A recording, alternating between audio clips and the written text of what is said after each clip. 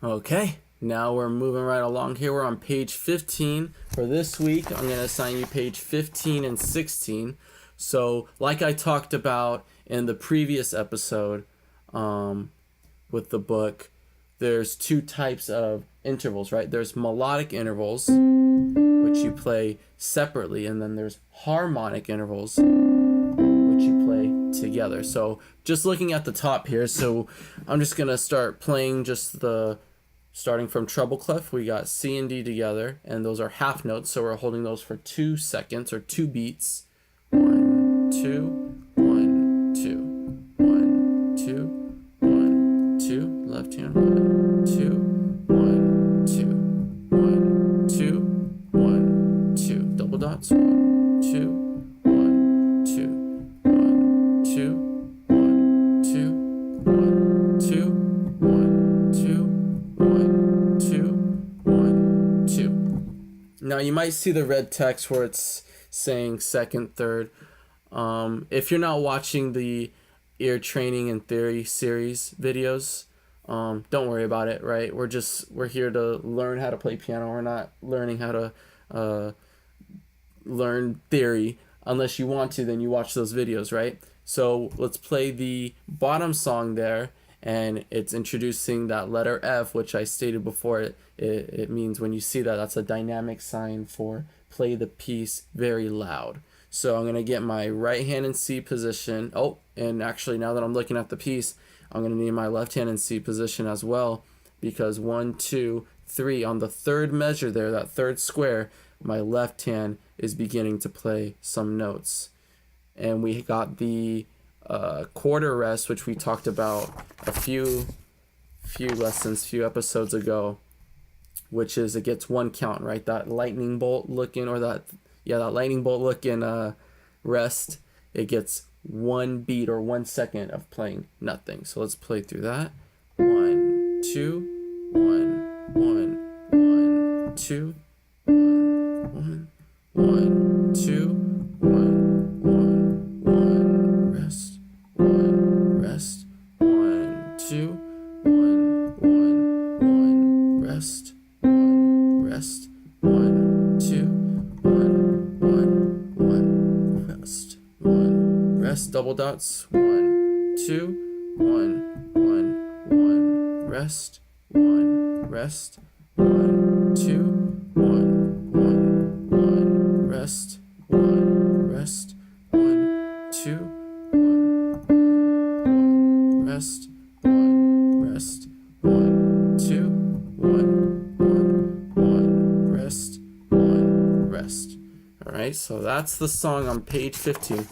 And the reason why I'm playing through these songs is I don't want you to listen to me play the song first. I want you to try to actually read the song yourself and then double check yourself to see if you really did play the song like it was written, listen to how I play it. If you held one note longer or one note shorter, then fix that, right? So on the top here, we're talking about more intervals. I'm not going to go into detail of the second, third, fourths, and fifths. I'm actually going to skip that top part.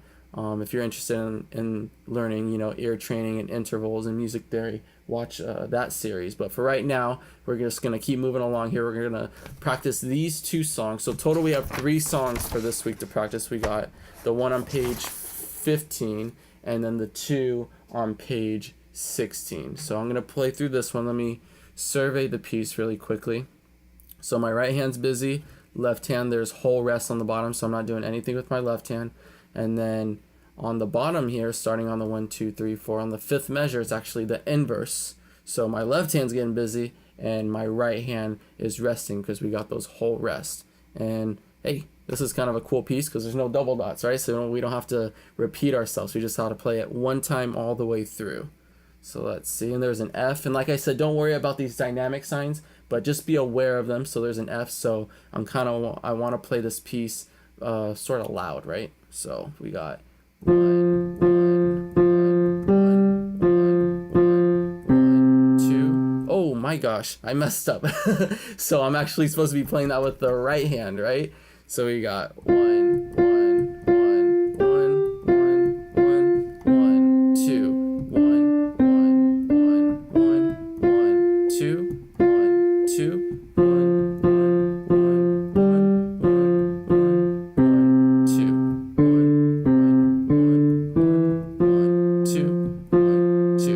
So that little mess up in the beginning is actually, I'm kind of glad that I did that, because it's just a reminder. Make sure that when you're reading notes with the treble clef, that's for your right hand, and when you're reading notes with the bass clef, that's for your left hand. So, I mean, even I mess up, so it's okay if you guys are struggling a little bit with which symbol goes with which hand and which note to play with which hand, because as you can see, even I make some mistakes, right?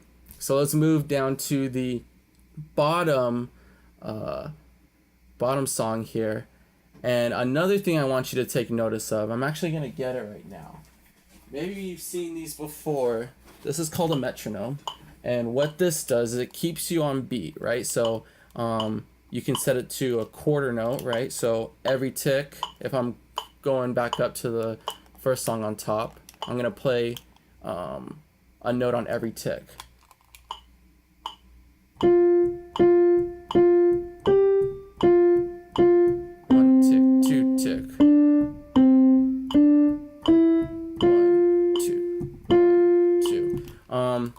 The first time I tried using one of these, super difficult. So if it kind of throws you off, try counting, but eventually you do want to use this for a little bit, because it will keep you on beat, on time, and you won't go faster or slower. Because you'll notice, and I notice with myself too, when I get really comfortable with the piece, especially during like the 4th or 5th day of practicing, I get really comfortable with the piece, and some parts I'll speed up because, you know, that part is really easy. That part of the piece is really easy, and then the more, you know, intricate, complex parts where there's a lot of jumping around with my fingers, I'll kind of slow down. But this will keep you on beat.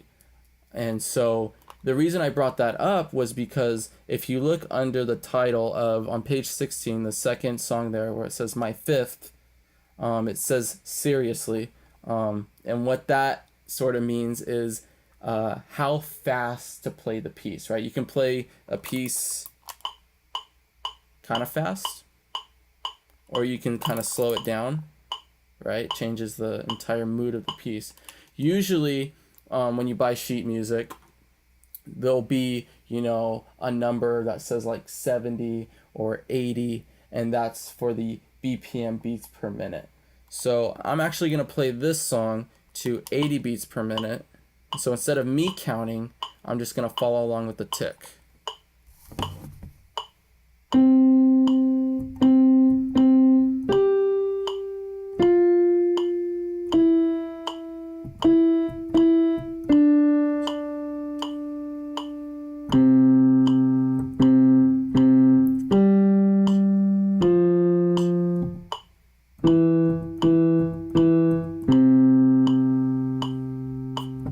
So it's just an alternative to counting. If you don't want to, you know, count in your head or count out loud, you can use a metronome. You can buy one, or I mean, now you can download one for free on your phone. Just get an app and just sort of mess around and try to play the note on each tick. And you'll notice, especially if you time yourself and you played for like 2-3 minutes straight, you'll eventually kind of fall off beat, and you'll notice that, you know, the tick's ahead of itself or the tick's behind your playing. But try to land on that tick. So for next week, we're going to do page 17, and we're actually going to be playing both hands at the same time. So I really want to take our time with that one.